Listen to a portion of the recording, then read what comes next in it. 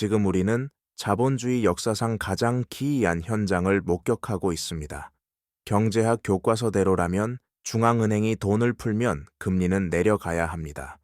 한국은행은 위기 때마다 RP 매입과 각종 지원책으로 수십조 원을 수혈했습니다. 하지만 시장의 반응은 공포스럽습니다. 돈을 쏟아붓는데도 금리는 떨어지기는커녕 발작적으로 치솟고 있습니다. 우리는 이를 유동성의 배신이라 부릅니다. 한국은행 창고에서는 돈이 나갔지만 실물 경제의 핏줄에는 피가 돌지 않는 돈맥경화가 온 것입니다. 이는 단순한 정책 실패가 아닙니다. 시장이 더 이상 중앙은행의 통제력을 신뢰하지 않는다는 시스템 붕괴의 전조입니다. 브레이크가 고장난 트럭처럼 유동성이라는 브레이크를 밟아도 금리 상승이라는 가속도는 줄어들지 않고 있습니다. 가장 먼저 주목할 곳은 실물 경제의 천계인 채권 시장입니다. 이론상 돈이 많아지면 채권 가격은 오르고 금리는 내려야 합니다. 하지만 지금은 채권 투매가 일어납니다. 투자자들은 풀린 돈을 마중물로 보지 않고 마지막 탈출 기회로 인식하여 자산을 팔아치우고 떠납니다.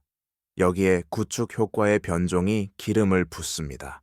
한전 등 공기업과 정부가 적자를 메우기 위해 발행한 우량 채권들이 시중 자금을 블랙홀처럼 빨아들이면서 민간 기업이 쓸 돈까지 말려버렸습니다. 한국은행이 푼 돈은 기업의 투자가 아닌 과거의 빚을 갚는 대환에 소진되고 맙니다. 빚을 갚기 위해 더 비싼 이자로 새 빚을 내는 악순환.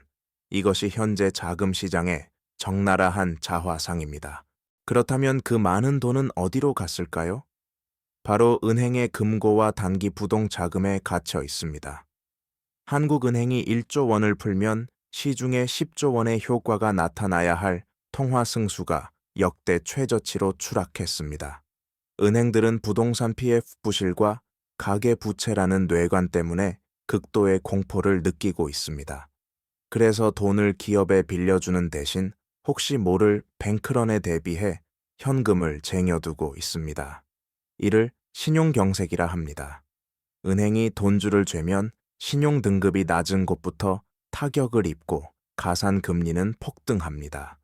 댐의 수문을 열었지만 물길이 막혀 논밭은 타들어가고 댐 주변만 물바다가 되는 기형적인 현상, 이것이 돈을 풀어도 금리가 오르는 역설의 핵심 메커니즘입니다. 해외 사례는 우리에게 섬뜩한 경고를 던집니다. 튀르키예는 금리를 강제로 낮추고 돈을 풀었지만 결과는 살인적인 물가 폭등과 리라화 폭락이었습니다. 영국 트러스 내각 사태 또한 재정 건전성이 의심받는 순간 국채 투매와 금리 폭등이 일어남을 증명했습니다. 시장은 펀더멘털이 훼손된 국가가 돈을 푸는 행위를 경기 부양이 아니라 항복 선언으로 받아들입니다. 채권 시장의 자경단들은 인플레이션을 우려해 더 높은 위험 프리미엄을 요구합니다. 지금 한국 시장에서 벌어지는 금리 상승의 기저에도 원화 가치가 더 떨어지겠구나 라는 시장의 불신과 공포가 깔려 있습니다. 이 모순의 화살은 대한민국 경제의 가장 약한 고리, 환율을 겨눕니다. 한국은 기축통화국이 아닙니다. 우리가 돈을 풀면 그 대가는 오롯이 원화 가치 하락으로 돌아옵니다. 외국인 투자자들은 가치가 떨어지는 원화를 버리고 달러로 갈아타며 셀 코리아에 나섭니다. 환율 폭등은 수입 물가를 끌어올리고 이는 다시 국내 물가 상승과 금리 인상 압박으로 이어지는 죽음의 사이클을 만듭니다. 한국은행은 진퇴양난에 빠졌습니다. 금리를 올리자니 부채 폭탄이 터질 것 같고 낮추자니 환율이 발작하는 상황. 이것이 개방형 경제 국가가 겪는 불가능한 삼위일체의 저주입니다. 정부는 은행파를 비틀어 금리를 누르고 채권펀드를 투입해 시장을 방어하려 합니다. 하지만 이는 암을 수술하는 게 아니라 진통제만 놓는 꼴입니다. 인위적인 개입은 시장 가격을 왜곡시킵니다. 은행은 수익 보전을 위해 대출 문턱을 높여 대출 절벽을 만들고 돈이 급한 서민은 고금리 사채 시장으로 내몰리는 풍선 효과가 발생합니다. 게다가 세수 펑크로 정부 곳간마저 비어가고 있어 재정 정책으로 경기를 방어할 여력도 없습니다. 시장을 이기는 정부는 없다는 격언이 증명되는 고통스러운 과정을 우리는 목격하고 있습니다. 유동성의 역설이 가장 파괴적으로 드러난 곳은 부동산 PF 시장입니다. 건설사는 흑자 부도를 걱정하며 연 10%가 넘는 고금리 사채를 쓰고 있습니다. 한국은행의 돈은 안전한 곳으로만 흐를 뿐 리스크가 있는 건설 현장으로는 한 푼도 가지 않습니다. 핵심은 미분양 적체입니다.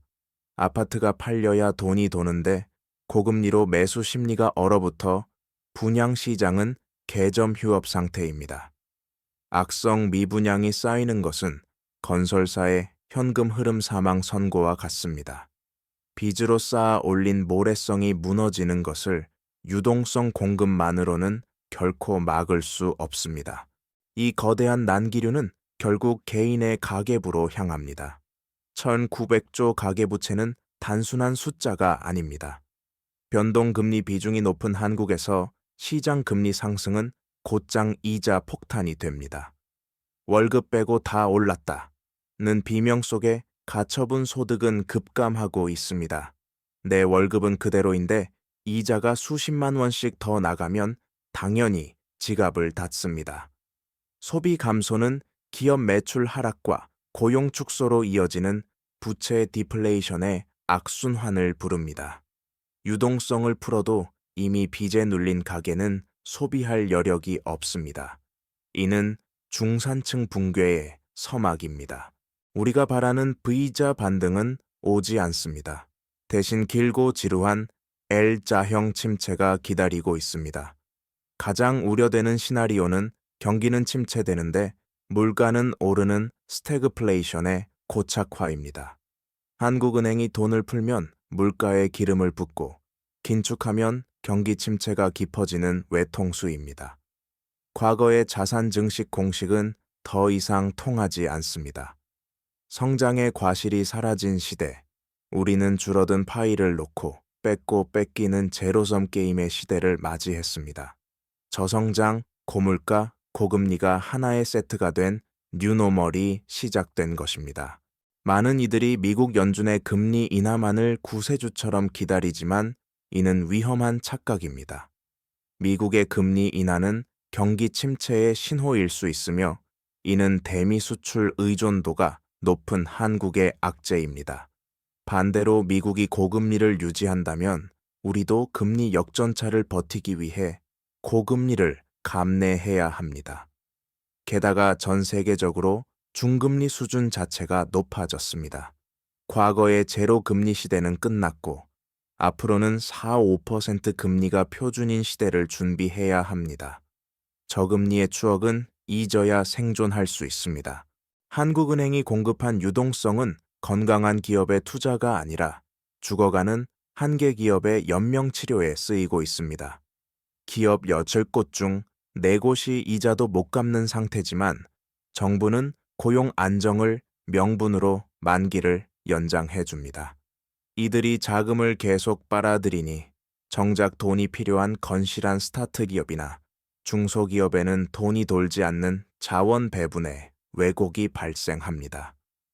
은행은 좀비 기업의 리스크를 상쇄하기 위해 전체 대출 금리에 위험 프리미엄을 더 얹게 되고 결국 시중 금리는 더 오르게 됩니다.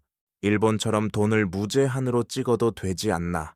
라는 질문은 기축통화국과 비기축통화국의 차이를 간과한 것입니다.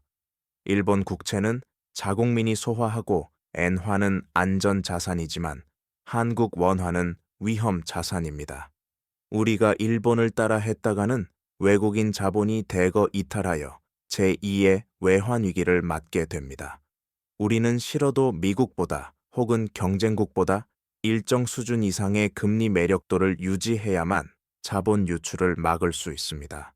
이것이 우리가 짊어진 신흥국의 숙명입니다. 위기의 불길은 저축은행, 상호금융 등 제2금융권으로 번지고 있습니다. 부동산 호황기에 리스크 큰 대출을 덥석 물었던 대가가 연체율 폭등으로 돌아왔습니다.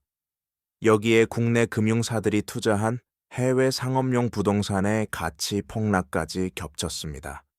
뉴욕과 런던의 빌딩 값이 반토막 나면서 국내 금융사의 건전성을 타격하고 있습니다. 외부에서 터진 손실을 메우느라 국내 유동성마저 빨려 들어가는 형국입니다. 제2금융권발 뱅크런 공포는 시중금리를 높게 유지시키는 강력한 심리적 요인입니다.